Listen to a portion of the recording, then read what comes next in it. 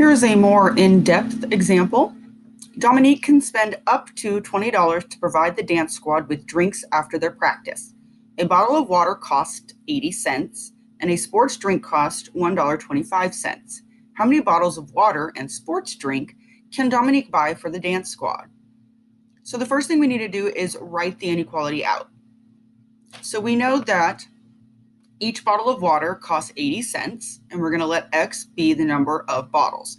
So next to 0.8, we're going to put an X. Then we're adding to that, plus, that's add, $1.25 for each of the sports drinks, and we're going to let Y represent the number of sports drinks that we're purchasing. Then because we only have $20 to spend, all of this added up has to be less than or equal to $20 because we can't go over that. We can't spend more money than we have. So our inequality looks like 0.8 times X plus 1.25 times Y, less than or equal to 20. Then we're going to rewrite our equation in slope-intercept form. So we're going to get the Y by itself. First, we subtract 0.8x from each side. Then we divide by 1.25, and we end up with the inequality Y less than or equal to negative 0.64x plus 16.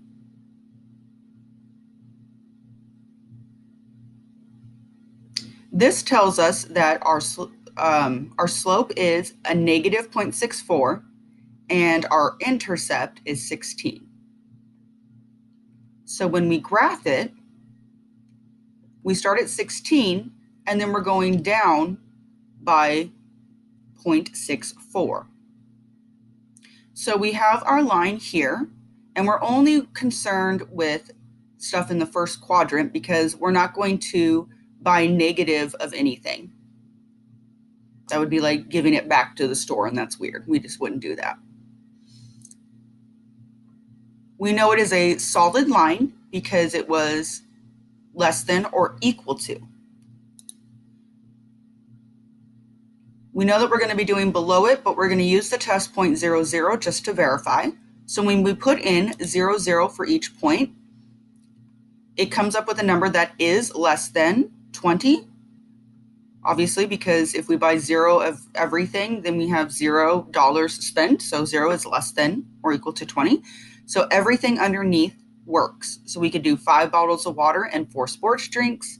We could do 5 bottles of water and 12 sports drinks. We could do 15 bottles of water and 4 sports drinks. We could do 20 bottles of water and no sports drinks. Anything in this yellow area will work.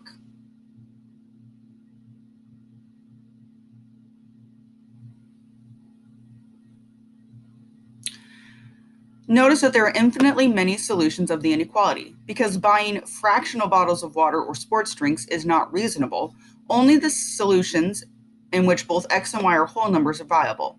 One viable solution is 10 bottles of water and 8 sports drinks.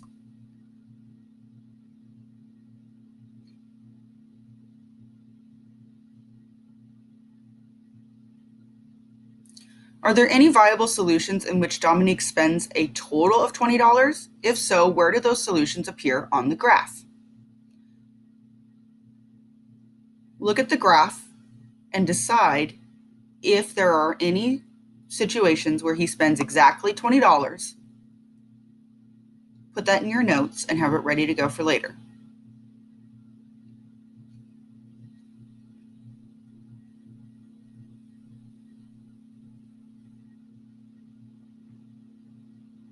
Because we assign the variables for different types of drinks, it is critical to label your axes.